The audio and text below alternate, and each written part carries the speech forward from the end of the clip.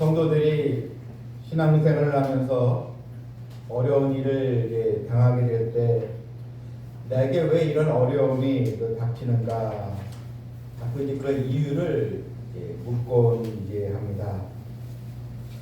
내가 왜 그때 그런 선택을 했을까? 그때 왜 그 사업을 했을까? 왜 내가 그때 그 사람을 또 믿었을까? 왜 그 사람하고 또 내가 또 사업을 또 동업자로 했을까? 자꾸 이제 이런 질문이 자꾸 우리 마음속에 떠오르게 되고, 그렇게 되면 이 마음이 점점 힘들어집니다. 우리는 하루에도 수없이 많은 이 생각들이 우리 또 마음속을 스쳐갑니다. 후회와 또 염려, 그런 또 불안, 또 이런 비교, 이런 또 생각들이 자꾸 스쳐가면서 과연 내가 왜 그런 일을 택했을까? 또 왜 나는 항상 이렇게 부족할까? 왜 나에게는 이런 좋은 환경이 찾아오지 않을까?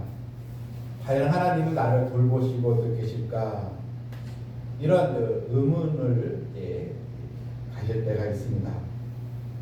하지만 우리는 그럴 때가 또 다가올수록 오직 하나님의 섭리를 믿고 나가야 합니다. 왜냐하면 왜라는 질문에 계속 마음을 찾게 되면 우리는 끝없는 이 방황과 낙심에 빠지게 되는데, 이제 우리는 하나님 모든 것을 다 아시지 않는가? 나의 약점도 아시고 또 나의 모난 부분도 아시고 하나님 나의 실수까지도 다 아시고, 하나님은 모든 것이 합력과 서로 이루고 계시는 능력의 아버지가 아니신가? 이런 믿음을 가지고 신실하신 하나님을 믿고 약속을 의지하며 우리는 생각을 바꿔야 합니다. 오늘 본문 이 17절에 여호와께서 내게 도움이 되지 않으셨다면 내 영혼이 벌써 침묵 속에 잠겼으려다.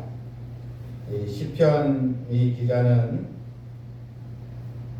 불공정하고 불합리한 그런 세상 속에 많은 고통을 겪고 있었는데, 지나간 나를 생각해 보니 그때 하나님 나에게 도움이 되셨구나. 나를 그때 붙들어 주셨구나. 내가 큰 시련 속에 있을 때 하나님 나를 돌보고 계셨구나. 그래서 내게 도움이 되지 않으셨다면 내 영혼이 벌써 침묵 속에 잠겼으리로다. 하나님의 그 도움이 있었구나. 이것을 깨닫게 되었던 것입니다. 하나님 어떤 분이십니까? 우리를 붙잡아 주시는 아버지십니다. 18절에도 여호와여 나의 발이 미끄러진다고 말할 때 주의 인자하심 나를 붙드셨사오니, 빙판위를 걸어갈 때 그 아들이 넘어지면 그 아버지가 아들을 넘어지지 않도록 꽉 붙들어 주지 않겠습니까? 하나님의 자녀들 우리가 인생길을 가다가 이런 미끄러운 또 길, 또 위기를 만날 때 하나님은 강한 오른손으로 우리를 붙들어 주십니다. 우리 인생은 어떻게 보면 자꾸 미끄러지고 때로는 말 한마디 때문에 관계가 또 흔들리고 여러 크고 작은 실패들 때문에 넘어집니다. 그런데 내가 넘어질 때마다 또 미끄러울 때마다 하나님이 나를 붙들어주고 계신다는 것을 믿으시길 바랍니다.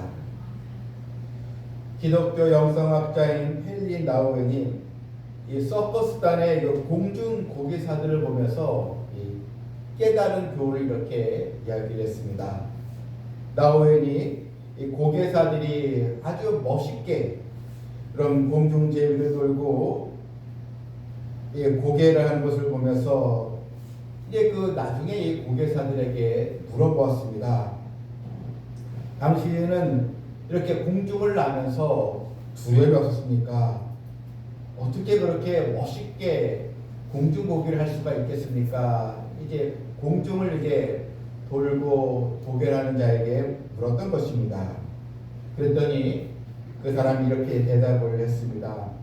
비결은 공중을 나는 사람은 아무것도 할 필요가 없습니다. 오직 나를 붙잡아주는 그 사람만 의지할 뿐입니다.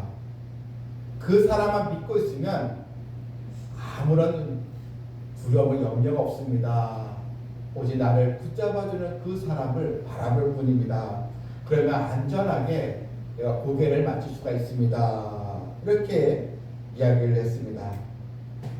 최악의 실수는 공중을 나는 그 사람을 붙잡아주는 그 사람 상대를 의심하고 오히려 내가 잡으려고 막 발버둥 치면 손목에 부러지기도 하고 또 놓치기도 합니다.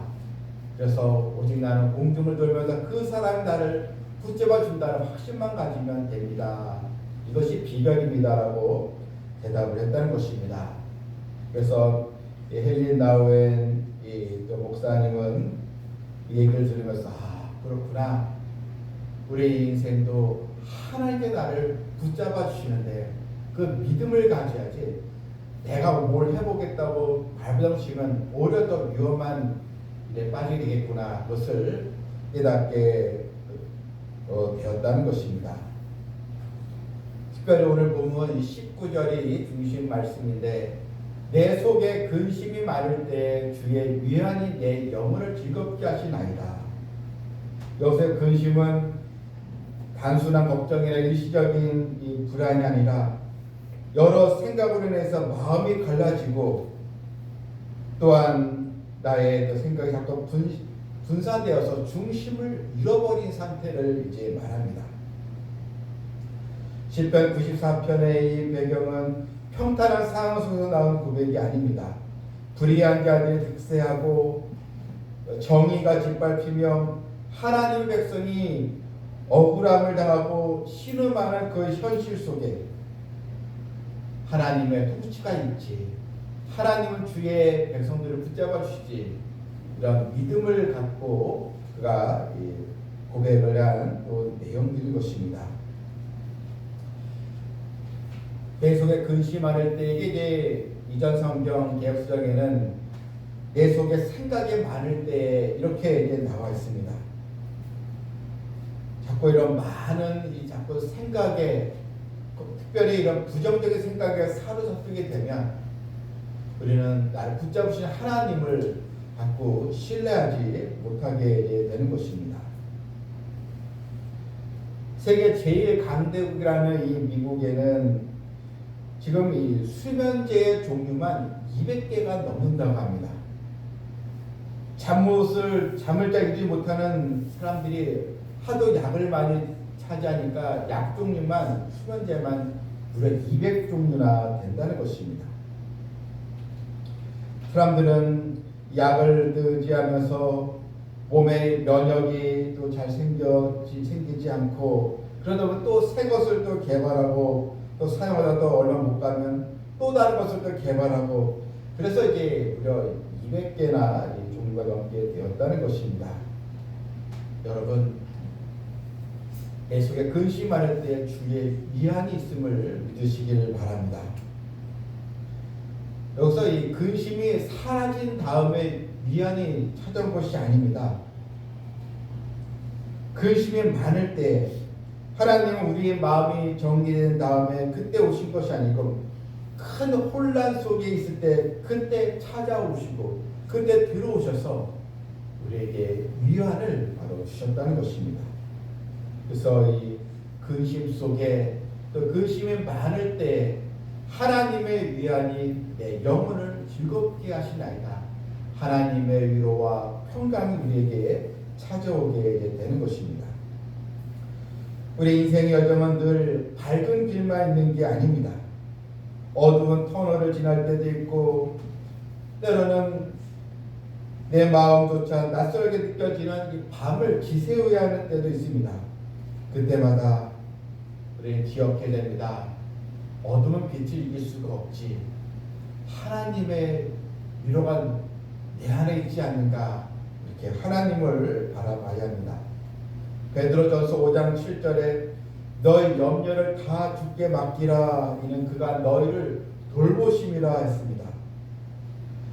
여기서 돌보신다는 것, 돌본다는 말은 잠시 살펴본다라는 의미가 아니고 지속적으로, 적극적으로 책임감 있게 하나님께서 보살펴 주신다는 바로 약속입니다. 하나님 우리의 삶을 그냥 바라만 보신 것이 아니고 개입하시고 해결하시고 인도하여 주신다는 것입니다. 세상에 근심이 없는 사람이 또 누가 또 있겠습니까? 빈센트 필이라는 목사님은 세상에 근심이 없는 곳은 공동묘지밖에 없다라고 얘기했습니다. 누구나 다 이 근심에 거기에 쌓이게 되는데 이때 하나님께서 나를 붙잡아 주지 않으시면, 하나님이 나를 지켜주지 않으시면 우리가 어떻게 근심을 해결할 수 있느냐 하는 것입니다. 어느 그 우화에 죽음의 천사가 땅에 내려와서 내가 이 세상에 10,000명을 죽이리라. 그래서 이제 내려왔는데, 근데 10,000명이 아니고 70,000명이 이제 죽었습니다. 누군가가 천사에게 따졌습니다. 아니 10,000명을 죽인다고 했는데 어떻게 70,000명이 죽었습니까? 했더니 나는 10,000명을 죽였는데 나머지는 나 때문에 죽은 그 두려움과 공포와 염려 때문에 죽은 사람들이야. 나는 10,000명만 죽인 거 맞아. 이렇게 얘기를 했다는 것입니다. 실제로 이 전쟁터에서는 전사한 사람보다 그 아들과 또 남편을 위해서 염려해서 그 가족들이 더 많이 죽었다는 그런 또 기록도 있습니다. 어느 한 성도가 깊은 우울과 불안 속에서 밤마다 잠을 이루지 못했습니다. 기도하려고 해도 말이 나오지 않고 성경을 펼쳐도 글자가 눈에 들어오질 않았습니다. 그는 스스로 나는 믿음 없는 사람이라 하면서 깊은 자책에 빠졌습니다. 어느 날 다시 성경을 이제 폈는데 그때 들어온 말씀이 바로 시편 93편 19절 말씀이 마음에 확 들어오게 된 것입니다. 내 속에 근심이 많을 때 주의 위안이 내 영혼을 즐겁게 하시나이다. 이 말씀이 마음에 딱 들어오게 되었고, 이 말씀을 붙들고 하나님께 기도했더니 그 마음 속에 평안이 찾아오면서 눈물이 나면서 이 어려움을 이기게 되었다. 그런 간증 이야기였습니다. 여러분, 마음이 점점 어두워진다고 해서 자꾸 어두운 일만 생긴다고 해서 낙심하는 것이 아니고 그 어둠 속에서 나를 찾아오시고 역사하시는 하나님이 바로 나의 아버지가 되시는 사실에 믿음을 또 가져야 되겠습니다. 그래서 이 생각의 방향을 바꾸는 것입니다. 자꾸 왜 그랬을까? 이것이 아니고 하나님을 더 붙잡고 하나님의 생각에 우리도 들어가는 것입니다. 이 탈무드에 나오는 이야기인데 한 방에 이제 8 식구가 이제 사는 가정이었습니다. 그랬더니 너무나 복잡하고 갑갑하고 짜증이 나고 너무 좁고 힘드니까, 그래서 힘들어서 랍비에게 찾아가서 한 방에 8 식구가 살려가니까 너무나 짜증이 나고 서로의 불평이 많습니다. 어떻게 좀 해결할 길이 없겠습니까? 했더니 이 랍비가 그 집에 방에 염소 한 마리를 들여보내서 같이 한번 살아라. 그랬더니 이제 랍비 말대로 염소를 하나 가져와서 같이 사니까 냄새가 나고 더 잠을 자지 못하고 더 불행해졌습니다. 그래서 아니 염소를 데려왔는데 더 힘들어졌습니다 했더니 내일부터는 염소를 다시 내보내라. 그랬더니 염소를 빼고 사니까 다시 가정이 조용해지면서 집이 달라지고 이 염소 한 마리만 다시 뺐는데 다시 가족들이 아우 편하다 하면서 지내게 되었다는 이야기입니다. 그래서 여러분, 자꾸 우리가 이 환경에만 마음이 거의 가게 되면 환경에 갇히게 되지만 우리의 생각을 바꾸어서 하나님이 주신 은혜 또 감사의 또 신앙을 가지고 나아가면 우리는 얼마든지 어려운 이 난관과 환경을 극복할 수가 바로 있는 것입니다. 요셉도 형들의 시기를 받아서 애굽으로 팔려가고 또 노예로 큰 고통을 겪었지만 인간적으로 생각하면 형들의 이 배신감 보복하고 싶고 원망하고 싶지만 요셉은 형들을 만나고 나서 어떻게 이야기를 했습니까? 창세기 45장 5절에서 당신들이 나를 이곳에 팔았다고 해서 근심하지 마소서, 한탄하지 마소서. 하나님의 생명을 구원하시려고 나를 당신들보다 먼저 보내셨나이다. 기근 때문에 애굽의 식량을 구하러 온 형들을 만났는데 애굽의 총리가 되었던 요셉, 생각해 보니 하나님이 우리 가족을, 우리 족속을 이 기근에서 건지시려고 나를 먼저 보내셨구나. 그것을 깨닫게 되었고 형들에게 용기를 주게 되었던 것입니다. 여러분, 우리는 이유를 묻는 것에서 이제는 약속의 말씀을 붙잡고 기도로 나가야 합니다. 잠이 오지 않으면 일어나서 기도하시길 바랍니다. 잠이 오지 않는 이 밤에 오로 기도하는 그런 축복의 밤으로 또 바꾸시길 바랍니다. 기도하는 중에 그 무거웠던 근심, 걱정의 짐이 하나씩 분명히 사라지게 될 것입니다. 세상 모든 사람들은 어차피 근심 속에 살아갑니다. 그런데 우리에게는 근심을 해결할 수 있는 그런 길이 바로 열려 있는 것입니다. 그 해결책은 근심을 하나님께 맡기는 것입니다.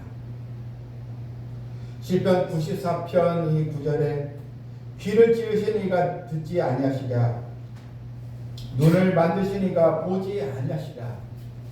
귀를 지으시고 눈을 만드신 하나님께서 왜 가만히 계시겠느냐 하는 것입니다.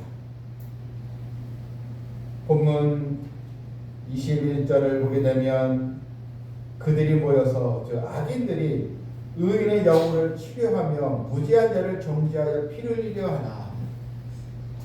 이런 불공정과 이런 고통의 이런 상황 속에서 악인들이 의인을 치료하는 이 상황, 이때 이 시편 기자는 나는 오직 하나님만을 바라봅니다. 하나님은 나의 요새이시요 내가 피할 반석이시라. 하나님을 나의 요새라 했습니다. 우리를 위협하는 모든 악의 대적, 그 위험과 재앙에서 하나님만이 나를 보호하실 수가 있다는 것입니다. 또 내가 하나님 나의 피할 또 반석이시라. 이 반석은 아주 확고 부동함을 뜻하고 있습니다. 가장 안전한 곳이 바로 하나님의 품이여 하나님의 은혜 아래에 바로 거하는 곳입니다. 하나님은 악인들의 죄악을 그들에게도 되돌리시고 그들을 끊어버리시겠다 이런 약속을 주셨습니다. 성도 여러분, 하나님은 나의 피할 바위시요 나의 요새라 지금도 배우셔서 우리의 삶을 또 주관하고 계십니다. 인생의 발이 미끄러질 때 그 순간은 절망의 순간이 아니라 하나님 나를 붙들어 주시는 은혜의 또 순간입니다. 근심이 많을수록 하나님의 위로는 더 깊게 찾아옵니다. 때로는 우리가 넘어져도 하나님 여전히 나를 붙들어 주고 계십니다. 이제는 매 순간 하나님의 약속을 바라보며 이제는 왜 그랬을까 후회하고 원망하는 것이 아니고 자신의 이런 또 선택에 대해서 이미 지나간 일에 거기에 염려하고 또 괴로워하는 것이 아니고 약속의 하나님을 믿고 우리에게 위안을 주시는 나의 하나님을 굳게 믿고 나아가는 우리 모든 우리 성도 되기를 주님의 이름으로 축원합니다. 아멘. 하나님 아버지, 많은 근심 속에 하나님의 위안이 있다는 것을 말씀으로 우리가 받았사오니 늘 근심 속에 갇혀있는 인생이 아니라 원망과 불평과 낙심에 거기에 호적거리는 것이 아니고 이제 우리의 생각을 바꾸길 원하옵나이다. 왜 그랬을까? 이런 후회와 한탄에서 나의 모든 형편을 하시고 나의 허물까지 나의 실수까지 다 아시고 모든 것이 합력하여 서로 이루게 하시는 하나님의 능력의 손길을 임하길 간절히 원하오니 오늘도 사랑하는 성도들에게 강건한 믿음을 더해주시고 더 기도의 힘을 또 얻게 해주시고 하나님의 역사심을 또 체험하는 하나님의 자녀들 다 되게 하여 주시옵소서. 예수님의 이름으로 기도하옵나이다.